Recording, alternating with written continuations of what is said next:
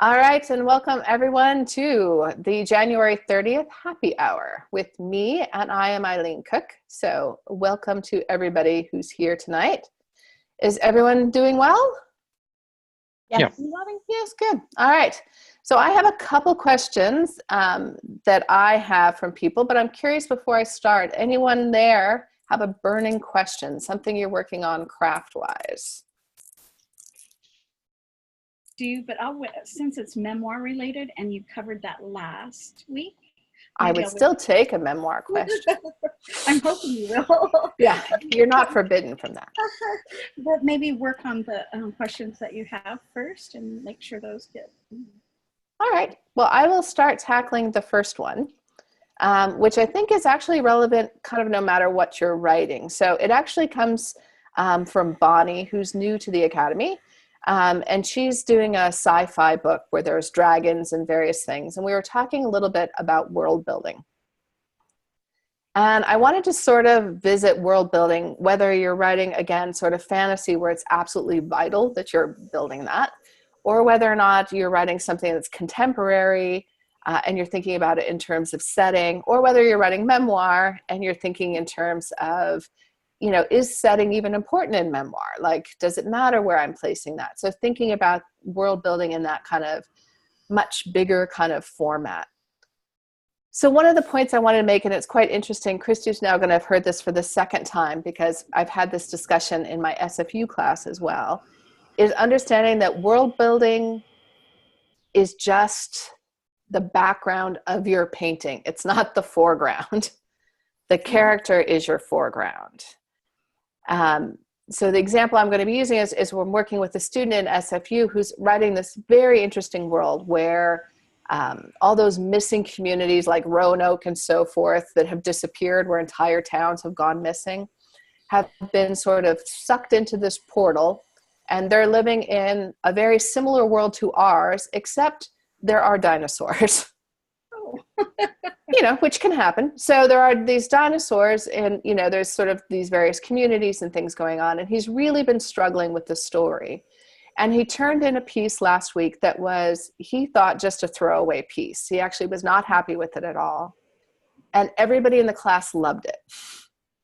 And he was just doing an experiment where he was writing about actually from the dinosaurs' perspective because he wanted to get into their heads, their tiny little heads.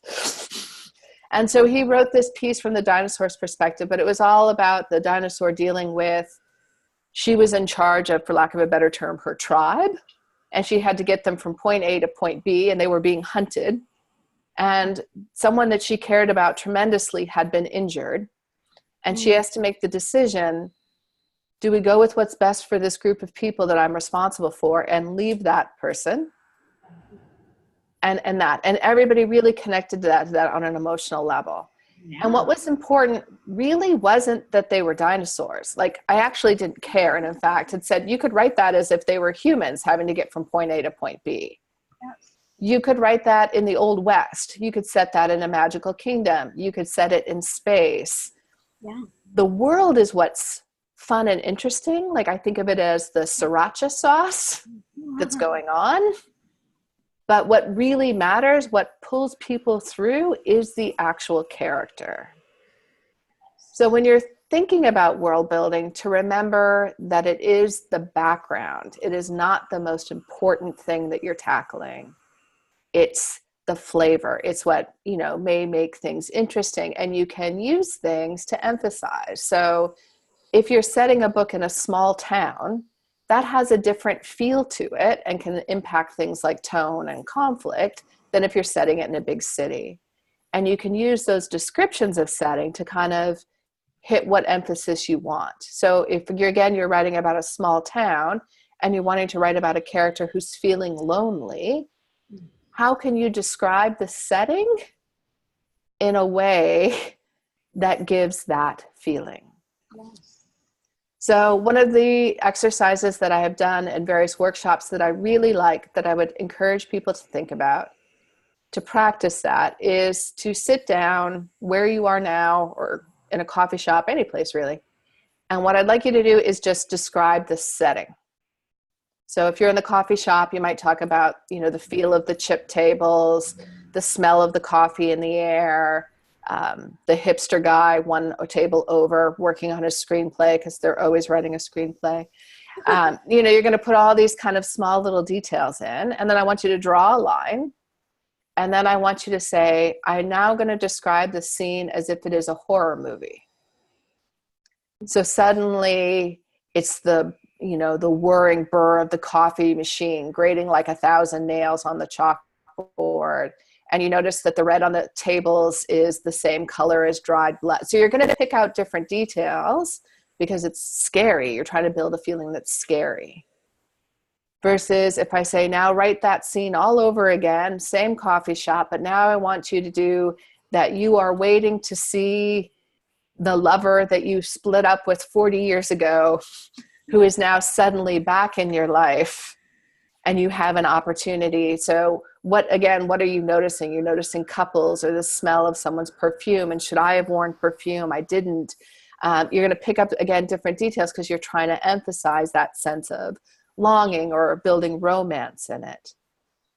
So I think oftentimes when we're writing, we write the setting as if, again, we're just impartial observers because we're like trying to get it down because we know we should have setting in our book. So we think, oh, setting, of course.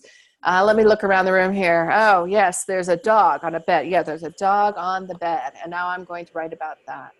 Or I'm going to do, I'm going to see this and write about that. But instead, stop and ask yourself, what would my character notice in that space? Gotcha. So again, because I'm often writing YA novels, what, for example, a teen boy notices, I can't have, or very rarely can you have a teen boy say something like, he looked over admiring her Prada handbag. Because most teen boys aren't going to know what the hell a Prada handbag looks like. Mm. Now, if he does notice that detail, that actually tells me a lot about him as a character. It becomes an interesting thing that he noticed that detail. But for you, as you're going through, if you're building your world, again, whether it's a fantasy setting or not, is what would these people notice? Mm-hmm. What would seem ordinary to them? So again, if I said, I want you to describe that coffee shop as if you are a Syrian refugee who, as of yesterday, had been in a camp in a tent. Now describe it like you would be noticing that it was so warm. They're just pumping heat out and people are holding the door open and closed and there's so much food. Like there's just heaps of food and people are throwing away half-eaten sandwiches, which again, you might not notice as an impartial observer. But if you'd been in a refugee camp for the past 2 years, you'd probably notice it. So the world is only as important as your characters that interact within that world. So thinking about who is my character in this world? What do they notice? What's every day to them? Because again, if you have a character describing, to use my students' example, a dinosaur, and they see dinosaurs all the time, they're going to describe it much differently than as if I suddenly walked outside and saw a dinosaur, right? So they probably, have nicknames for things. Like they probably don't say to themselves, oh, there's a T-Rex coming this way. Like they might just be like, oh God, the meat eater's coming. And then the way you describe it, the reader suddenly knows, oh, that's a T-Rex. And the reader will fill that piece in. I think fundamentally, one of the things that I'm kind of learning and starting to notice more in my own writing and when I'm reading other people's writing is, are we trusting the reader enough? So sometimes we feel like we have to give all these details because I have to fill in everything for them. So instead of saying, if I say to you, I'm looking out in the backyard and the Dalmatian is leaping and jumping over the picnic table, trying desperately to get at the squirrel. You probably can get that. I can trust you that you probably know what a Dalmatian looks like. I don't need to necessarily say the black and white spotted dog who was about the same size as a Labrador and once had been in the fine movie called 101 Dalmatians, did this and this, and because I'm telling you details you don't need to know. I'm not telling you details that add to that scene or add to your understanding of the character within that scene. And I think fundamentally, we're often getting down to what readers are really interested in is that character in that scene. Because we're constantly, and I think one of the pleasures of reading, whether it's nonfiction or fiction, is imagining ourselves in that world. Like that's why romances are in fact so very popular, right? Because people want that escapist fantasy. And we're constantly asking ourselves, what would I do if the handsome pirate wanted to run away with me? What would I do if I was on this space adventure? What would I do if I was Indiana Jones? We have a chance to be in that moment. And I would say for you, Connie, very much so with memoir. We're trying to understand by reading someone else's life how to make sense of our own. Mm-hmm. Fundamentally, that's what we're trying to do. And I think there's real value in then thinking about what can I give them that shows them my unique perspective. Mm-hmm. So looping all the way back to, we were chatting for a few minutes before the kind of the office hours even started. We were talking about cocktails and fancy shoes. And those are things that I notice. If I was out on a date and a gentleman ordered certain kinds of bourbon, I would know that those were nice high-end bourbons because I happen to like bourbon, right? I would know where that was. And I would be, you know, if it was a date or something like that, I would probably be more impressed by that, right? But if a guy showed up in a fancy car, I actually have zero knowledge. I drive a Kia, which I sort of feel like encompasses everything about my knowledge of a car. It looks like a toy car. It's a block on wheels. I'm not going to necessarily, I might be able to tell like, oh, it's a Mercedes, but I actually don't know like what's the entry level Mercedes versus a Mercedes that might cost $200,000. Like I don't have any knowledge of that.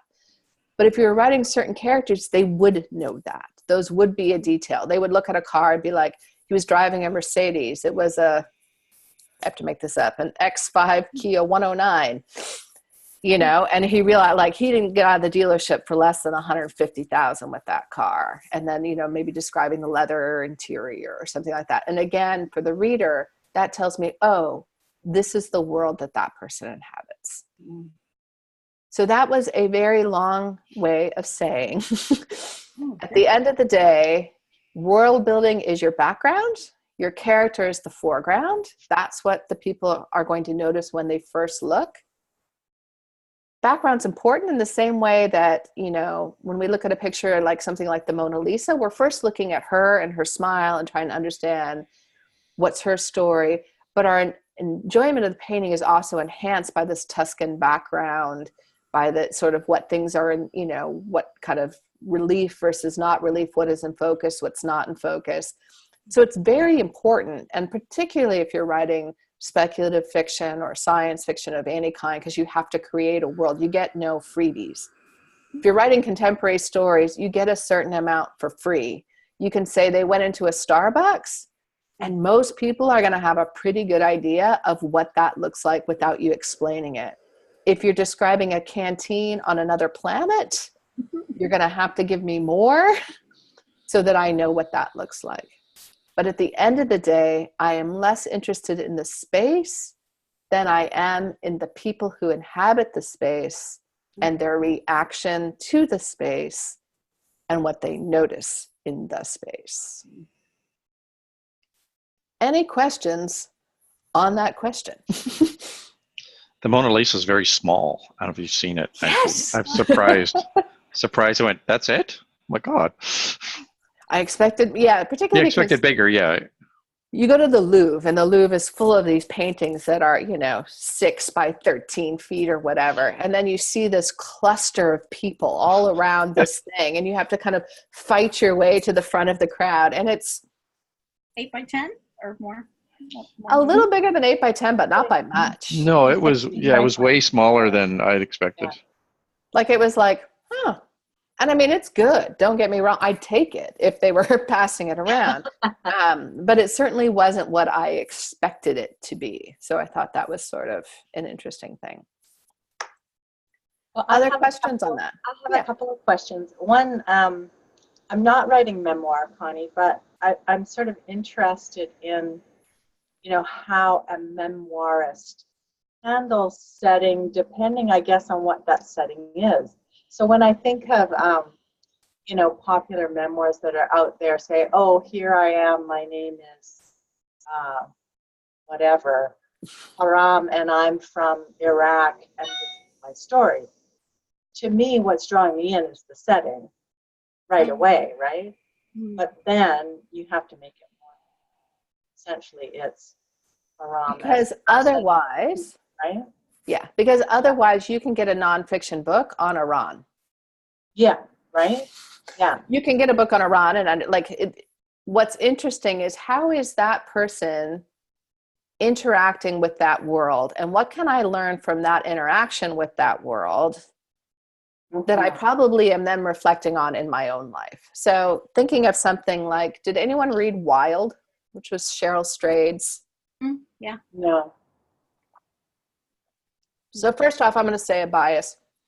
I didn't like it.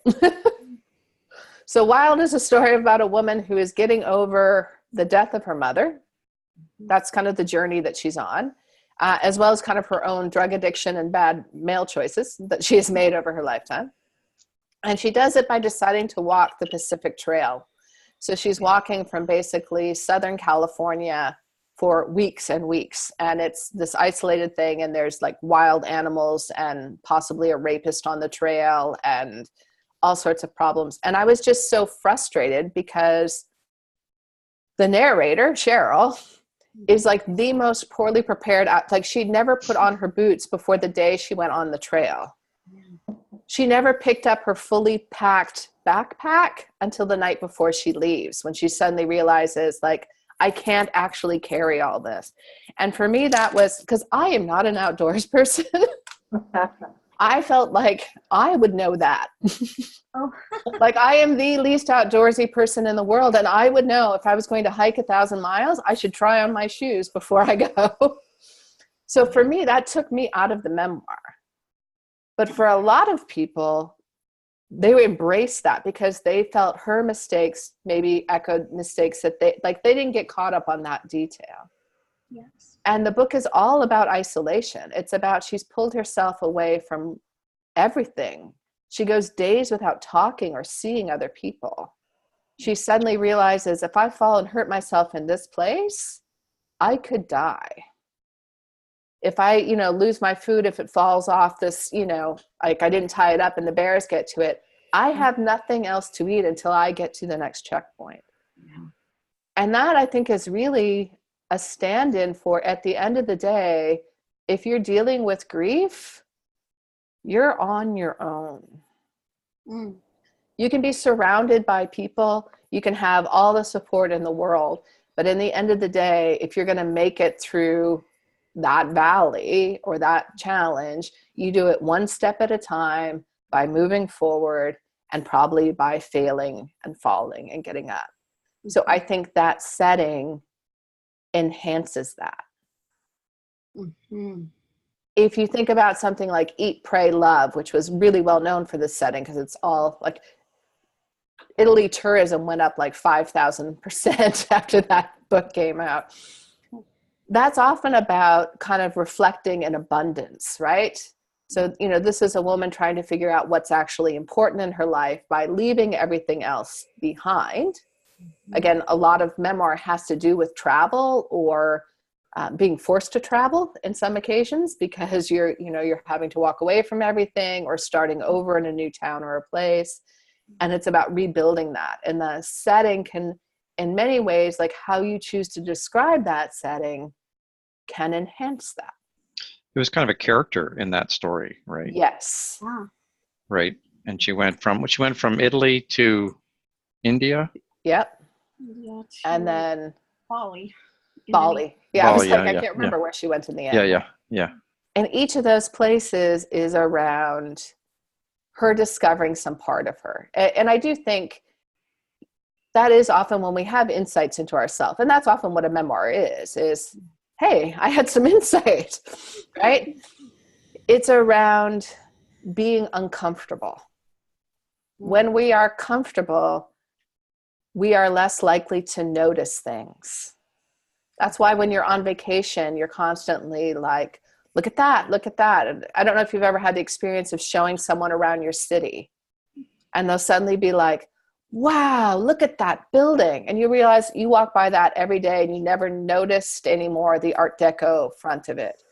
Or, you know, every time I bring someone to town and we're kind of driving over Lionsgate's Bridge and someone will be like, this is so beautiful. Like, it's like you're leaving the city and entering Oz. And I'll think like, oh, like usually I'm thinking traffic sucks on this bridge.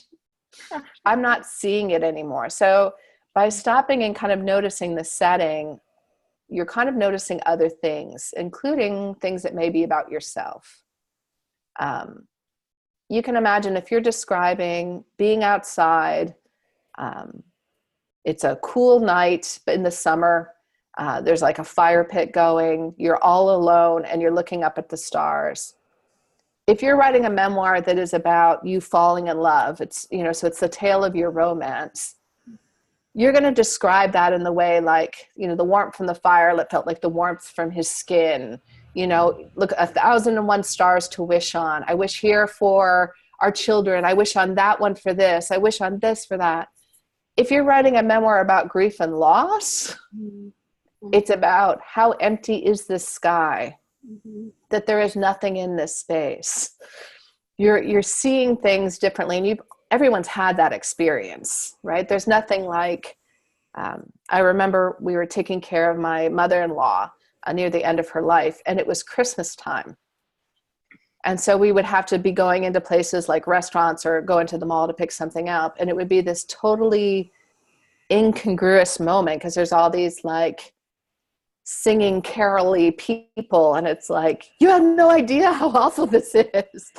Right. And I noticed that, and like everything looked cheap to me and the decorations looked fake. And like all I could see was that, because where I was in terms of my headspace was that.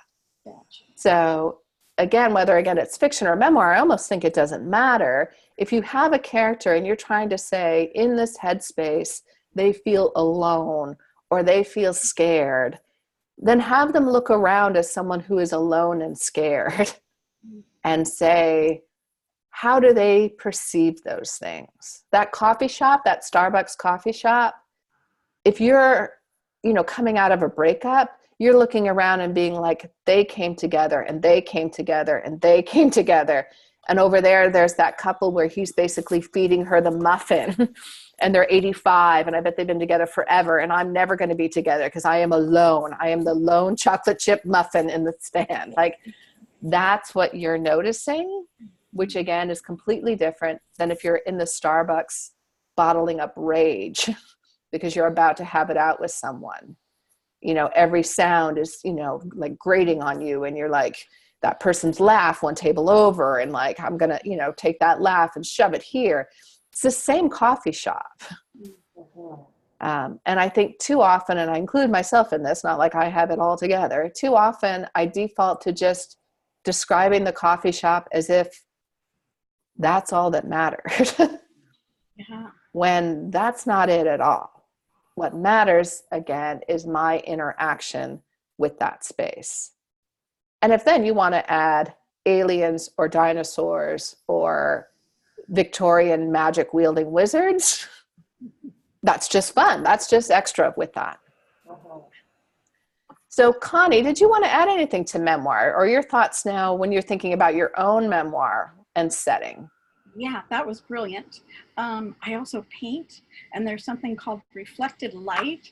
So if there's a red boat on the lake, the water right next to it is going to be red because it's reflected off of this object. So what I'm hearing is the setting needs to have that reflected light from the character's tone, essentially.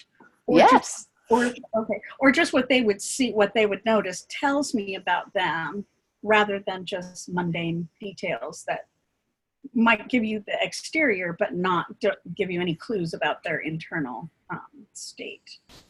Yeah, no, that's awesome. I'm just directing dinner from the side. I'm like, yes, put that in. It doesn't need foil. We're good. Because, yeah, there will be dinner when this is over. That's setting, yes. So yeah, I think your term of reflective light is perfect because it is that. And again, I have less than zero artistic talent. But as soon as you say that, I know instantly. I remember a high school art class and her sort of, looking at how things look wavy in certain things, or certain things pick up colors from different things. So thinking about, how does the scene reflect the tone, the feeling, the emotion? Because a good question to ask yourself all the time, and I often stop myself when I start to wander in a scene, is to say, what is the point of this scene? Yes. And I'm usually pretty clear on the plot point. Like, I need this scene because the character has to find the notebook. And the notebook has a clue, which is going to become important, 4 scenes from now, right? So plot-wise, I know the reason we have this scene is because we have to find the notebook. Yes. But the character doesn't know that necessarily. Right? The character's not going there like, I hope I find something that will be later useful to me. Like, we don't do, so the character has a reason to be in that scene. I need extra purpose for that scene. And I'm looking to figure out what's the emotion or feel in that scene. What's that character feeling like? And if I know that, then I can enhance that by what particular things I choose to reflect more brightly. Where do I focus the light? I mean, I know look at me sounding arty, like I know what I'm doing. I know in art circles, they're often looking at, from watching Tyra Banks on America's Next Top Model, find your light, right? So they're always telling that to models, that they're always looking at where the light's coming from. This is why every woman on the planet knows if she's taking a selfie to look up and take the picture down. We're all doing that all the time. We know that we want the light in a certain way so that, kind of enhances our looks. And it highlights things. If you look at certain paintings that sometimes might be quite dark, there'll be certain parts that are brighter, and our eyes are drawn to that part. So where are you putting the light in the scene? If you were directing this and you were, had a camera and a director and everybody around you, there are people, this is all they do is art direction and light direction. And they're thinking about, how do we light this up? How do we focus on certain things? What do we want the camera to see? And you're the director of this novel. So what things do you want the people to notice or see? And that will help you. Yes. I have several scenes because I do pilgrimages and quests throughout the memoir. And I think I actually did what you said. One of them, and there's a juxtaposition between the physical and the spiritual within just normal life, how you can see it as just the physical, or you can see it as both. And so I was born in New Mexico, and I have a scene where I'm in a place called White Sands Monument. It is otherworldly. It's just acres and acres of white sand dunes. I mean, it's pristine. It's beautiful. And then within maybe 30 minutes is the site of the first nuclear bomb test. That juxtaposition of, here's this otherworldly spiritual element, and then man and the world that we built, and the physical world of conflict and all that. So, and there's certainly plenty of that. There is. That's helpful. I realize that a lot of times I'm afraid that I'm going to slow the pace down too much by going too deep into the showing the physical, because I'm more interested in the spiritual. But I like how you can give clues to the internal by by what you talk about and how you light that scene. So. And that actually raises for me something that, again, I talk about a lot with students, is some of us write long and some of us write short. And by that, I mean, it's just our natural tendency. So I tend to write short. So my first drafts are often significantly shorter than my final drafts, because it's after I've written the story that I go back and I realize, like, oh, I need way more on character motivation here. And, oh, I need to add more details and I need to do that. So I'm adding things in. Mm-hmm.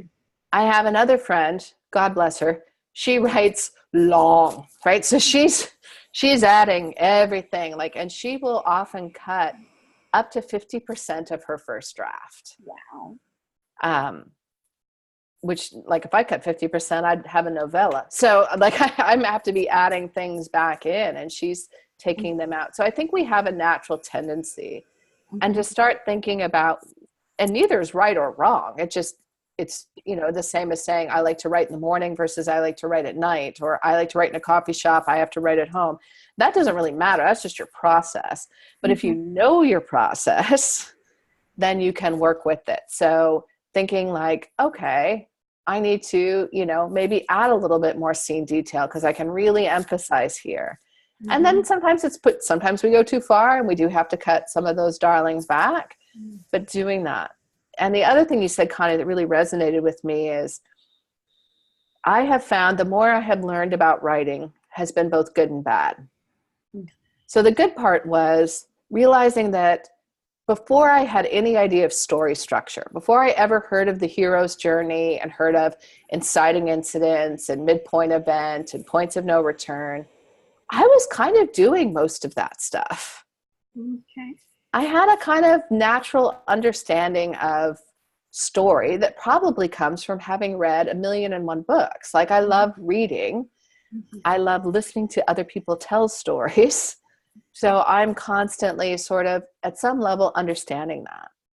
Now, the beauty of learning more about story structure is in some ways it made writing much easier because I could start being like, oh, these are the sort of tent poles that exist in every story. So I need to make sure I have those tent poles. The downside is sometimes learning about writing makes us not trust our instinct anymore. And we get caught up in what in counseling terms, when I used to work in that field, was called analysis paralysis, where you start second guessing everything that you write. And you start thinking, oh, I'm not doing like, every scene should either start positive and then end negative, or start negative and then end positive. And I'm not doing that. And I had one session where I sat down with someone and they had this long flow chart of their book. And they were showing me like, it's a heartbeat. You can see the tension. I rank the tension from 1 to 10 for every scene. And you can see with the tension level at the start and then at the end. And I'm trying to get it so it's building towards this. And I was like, that's all like amazing and kind of awesome. And it never occurred to me to do that. But what's your story about? And he had gotten so lost in trying to make sure that he was hitting all these different tension beats that he'd forgotten, like, oh, right, this is a story about a young boy trying to figure out his sexuality in a rural high school. That's what this is really about. So again, I think stuff like this is great. And, you know, if you walk out of here and you think, oh, I've got some really interesting prompts to kind of get me going and some exercises, that's what it's supposed to be. If you find yourself feeling like I have to make a flow chart of what the emotional impact of every scene, you know, and setting is, then you're losing your way. Yes. Do remember, I think, with rare exceptions, most people have a really good internal story barometer. We know what true north is for our story. That doesn't mean that we don't get turned around and sometimes forget or feel like we've kind of lost our way, but kind of coming back to that question about what is this story about? What is it that I'm trying to communicate? Can sometimes kind of help you put yourself back onto that true north. Yes. Having a little faith. Any other questions? I do have a question. I don't want to interrupt if Tony does, though. No, I'm okay. Oh, okay, good. And it kind of relates to this whole setting thing as well. My novel that I'm working on, I started it as a screenplay, so of course it's heavy dialogue. Right? Eileen knows my story reasonably well. So now I'm writing scenes where my protagonist is finding out the secrets that his best friends have been keeping for over 25 years. So when I had it in dialogue form, like it was like, okay, this is really going here and it's really great, and yeah, there's all this sort of interaction. And now I'm writing it as a novel, and things are certainly changing. But to get the setting in there when you're like in the heat of these conversations, and it's like you can't be going, oh my God, you're an effing asshole for keeping that. Oh, but look at the beautiful, right?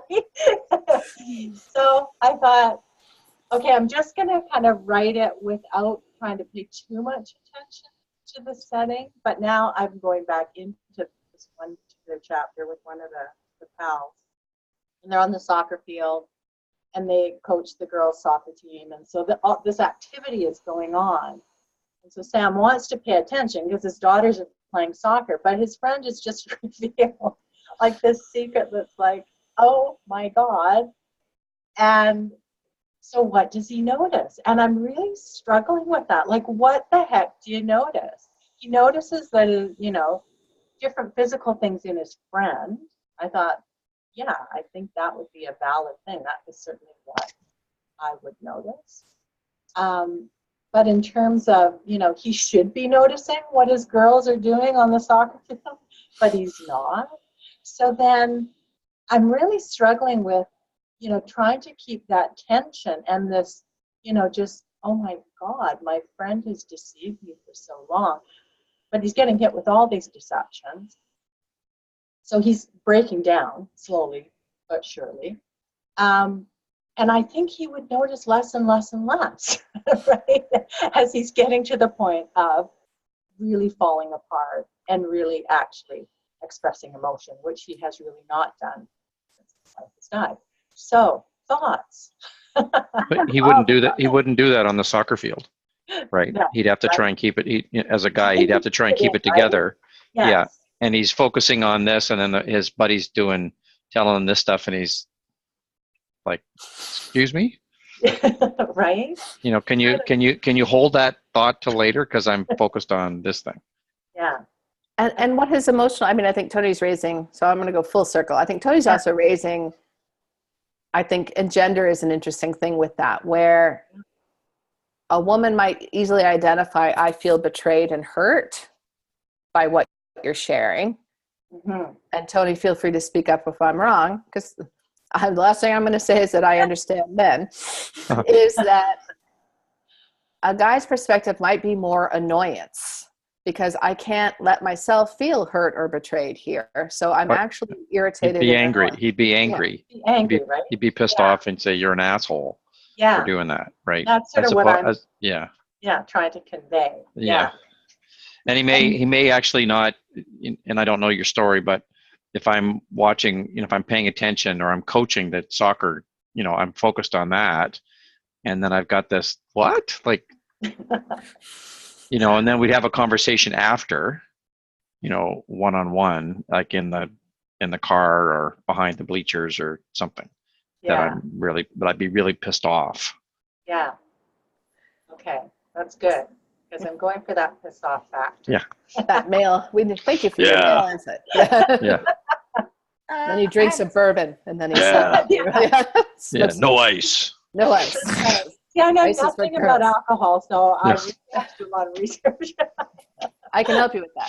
So, I think two things come up. Is one, again, is trusting our reader. So if you start the scene that he's, carrying the bag of balls out onto the field, setting up lawn chairs, I always think of parents with those lawn chairs, and the sound of the girls. Before the conversation even starts, as a reader, trust them. They've either been on the soccer field with their own kids, or they've seen it on TV, or something. A few of those details will be enough to kind of set that for them. So you don't have to do that. And you're bang on right when you said he's not going to notice certain things.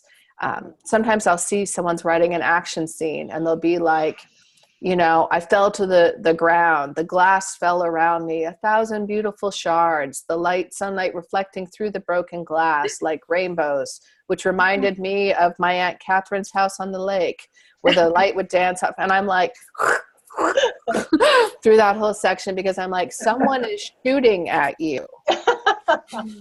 If someone, like, I thankfully, and I'm knocking wood here, I haven't been in that situation, but I'm thinking if I was, I'm not noticing or thinking about my Aunt Catherine or having a flashback to the lake house in that moment. Yeah. Right? So it could be one small detail. You might talk about the brittle sound of the glass as it lands. So you might have one kind of thing to sort of, again, just pin the place for your reader where they're seeing it or hearing it. You know, maybe in the middle of one of his confessions, one of the girls screams and he suddenly has to jerk back to the field. And then he realizes they were just laughing. Like for a second, it sounded like, you know, someone broke an arm or whatever. And then he yanks back and notices back to what's going on with he's noticing. So you're right in that you don't want to slow down and be like, let me tell you about the soccer field. The grass was, you know, a lovely shade of cerulean green, and this was going on. And that was because he's not going to notice it either. And again, it's not just your world, it's your character within that world. Or if he's pissed off before he gets on there, everything he sees is pissing him off even more. Yeah. You know. I was thinking you could have a detail where he's hearing this thing that he doesn't want to hear and he can't really process right now.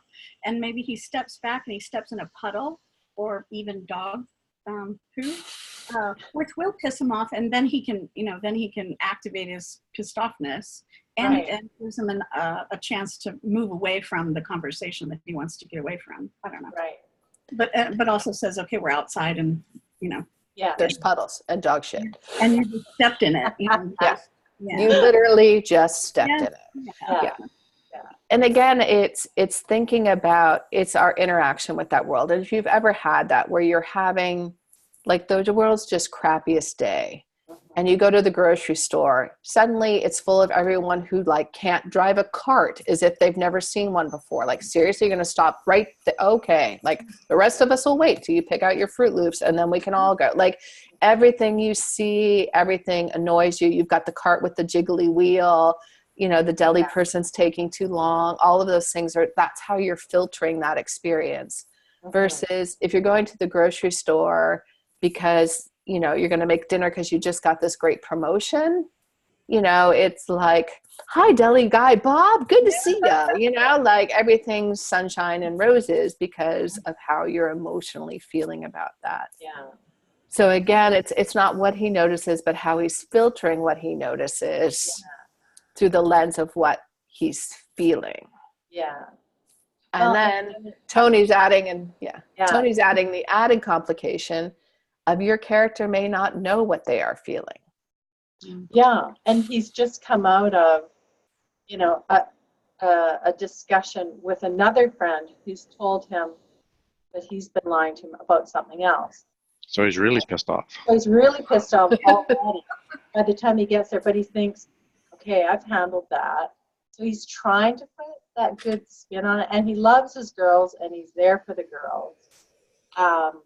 But then to have this second friend come and start trying to disclose something. So that's going to break him. But it's actually then when he sees the third friend who really has actually something very important to tell him, and he just says, fuck off, right? So, but it's like that pacing, like how much do I actually let my boys reveal until Sam is like totally ready to kill them and himself.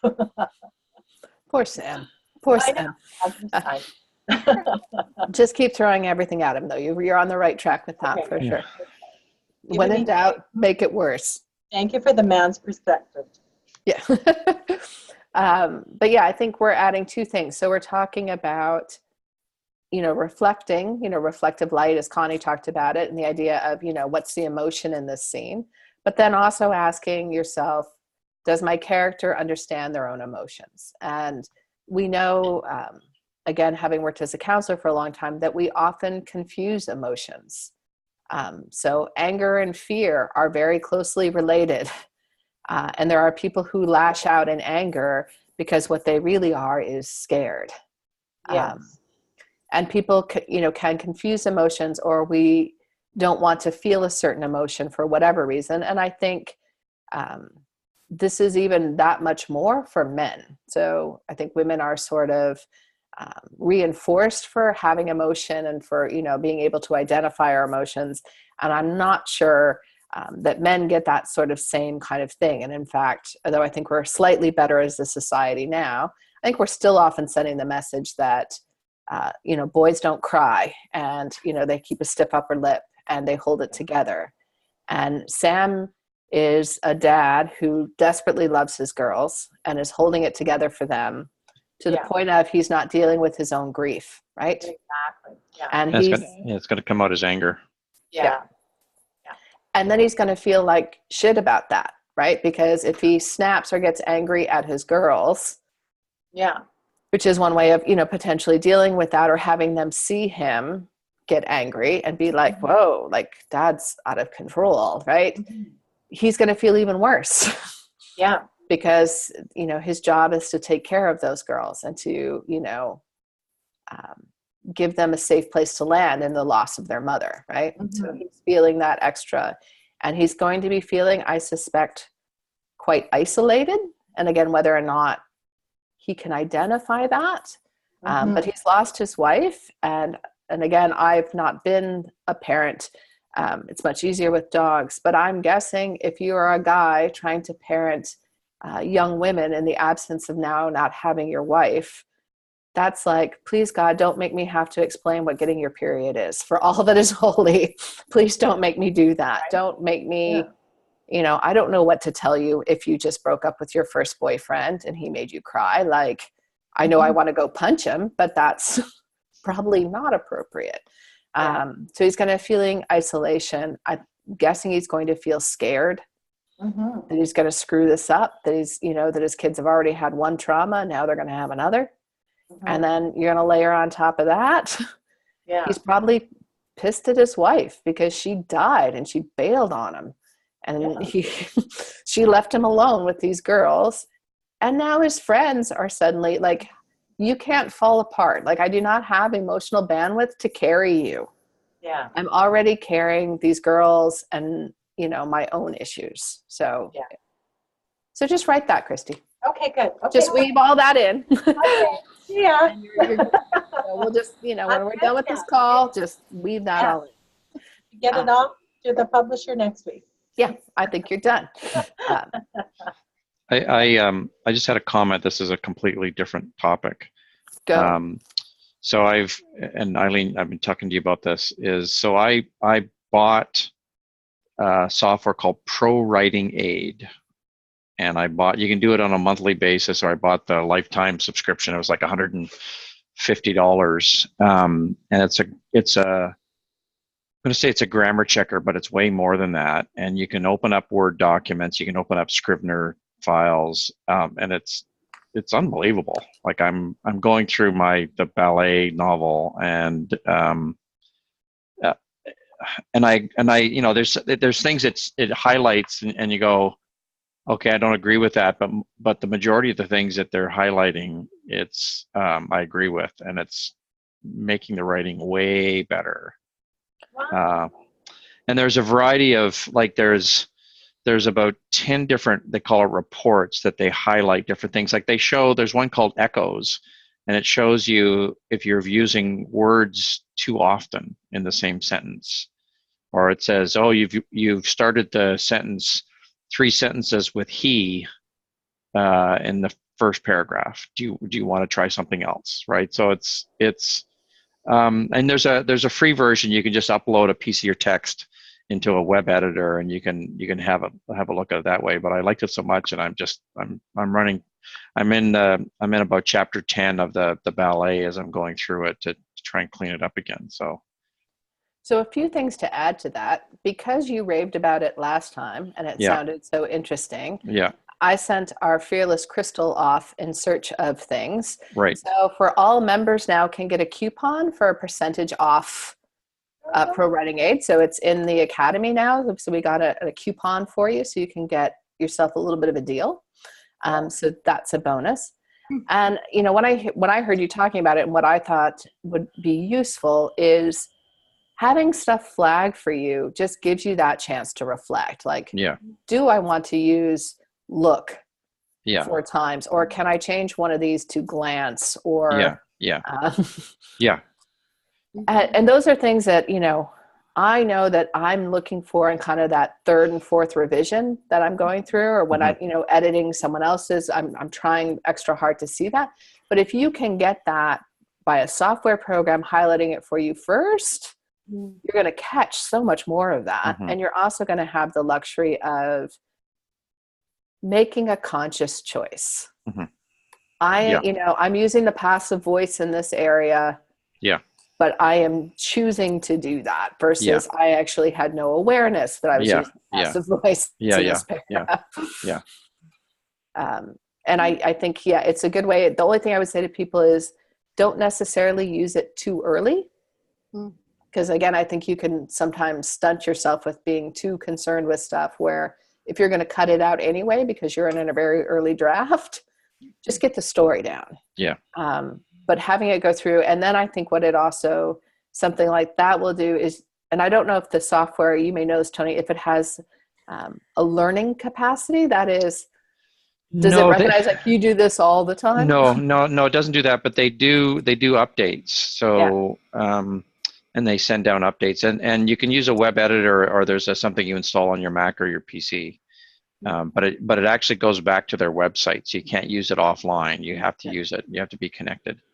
But it's and it's just try it on some text, and you go, oh crap. I have that feeling a lot. But I also think when someone's highlighting something for you, like I remember the first couple books that I wrote when they went through the editing process. In both cases, the editor highlighted for me how often I had people rolling their eyes as sort of a default thing to sort of show frustration. So a character would say something and the other character would roll her eyes. And I did it a lot, like a lot. And by the second time it was pointed out to me, now I actually have a running list in a notebook of certain things that I know I tend to do. And I do a find replace for eyes rolling, because I know that I do that. So I want to go back and catch it before. Or another one that I did quite often is I would start dialogue lines with the characters saying, well, comma, I guess we could go to the mall. Well, comma, that, I would do that a lot. Or so was the other one I used in dialogues all the time. So, comma, do you want to go to the mall? And it's a verbal tick. We do it in real life. Like I'm getting it from somewhere. And that's why when I was writing it, I thought like, oh, it sounds like real dialogue. But so does and and all those things. And we don't put those in either. I had somebody tell me a manuscript, this ballet manuscript, I had the word fuck too many times in dialogue. So I did a search and I used it 72 times. I went, oh yeah, okay. Maybe it's 400 pages. So okay, so maybe I just should reduce them a little bit. Like I have a strict 40 fuck word limit. That's like right. That's right. More than one fuck per page. Yes. No more than that. You got to cut back. It is like sometimes you just don't notice it, or you're writing characters who are gangster characters. Like I'm betting they toss it around a lot. Yeah. But it is suddenly when you become aware of it. In the same way, anyone who potentially tends to swear, I can have a not clean mouth, right? I always notice when I, for example, show up at a school visit, my first thought is, think about your audience, Eileen. Think about your audience, so that I don't suddenly say they stepped in dog shit. And instead, I would say they stepped in dog poop. And there might be that kind of pause. But again, when you become aware of it, you see it, you identify it. And then again, you're making a conscious choice. And maybe you want to leave that in. Like if you were to look, I'm guessing at the film script for Pulp Fiction. Right. I'm betting they easily surpass one F-bomb per page. Yeah. They may surpass one F-bomb per paragraph, right? So, but somehow that fit with the tone of that piece. Right. And I guarantee there was at least at some point some discussion about that. Right. And that's really that step between, again, I think instinctively writing just to get the story down, and The revising is about figuring out, what is this really about? The revising is the process of figuring out what's the tone and the feel that I want to set with this.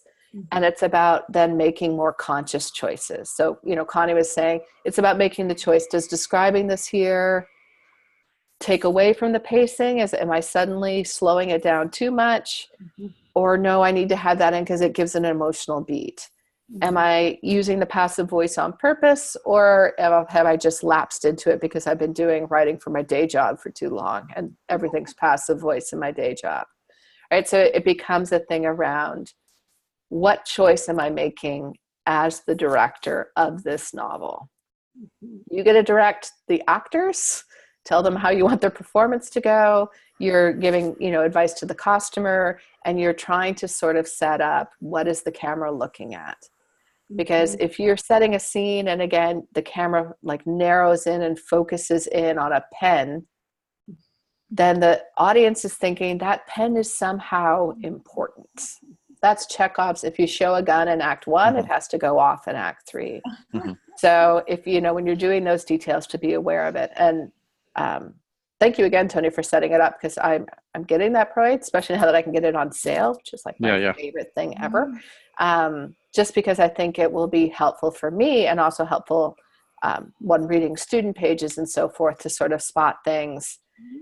That, again, I always have to catch myself when I'm reading, again, a student paper or reading something as an edit project, that sometimes my problem is I get caught up in the story. And then I will overlook things because for me, again, characters foreground, characters what's driving the story. If I'm loving it, I will overlook mistakes. And so will other readers. It's not just me. This is why Da Vinci Code is hugely popular, despite the fact it has all sorts of like horrible dialogue and flat characters. He just nailed pacing. Like, that book is a fun ride. And you're not looking and noticing the green soccer field because there's all kinds of cool things happening right in front of you. So I think it does. He would benefit from the use of a pro writing aid. We will pass that on to Dan should we meet him. So we have just a couple minutes. Did anyone have anything else for tonight? That's it. All right. Well, I'm going to thank everybody for coming. If you do think of questions, and if you think like, I'm not sure I can make the meeting, something like that, you can always send those to me in River. We actually have a topic set up in the Crock-Part, so you can just send those off to me and I will try and hit it. And as you can see, we do record these. So you can always log on another time and listen to them. And you can actually download them either as the video, or if you're more of a podcasty person, we have it where you can download just the audio and just listen. Nice. So that's your choice. Thank you. All right. Okay, thanks. Have a good night, everybody. Okay, bye-bye.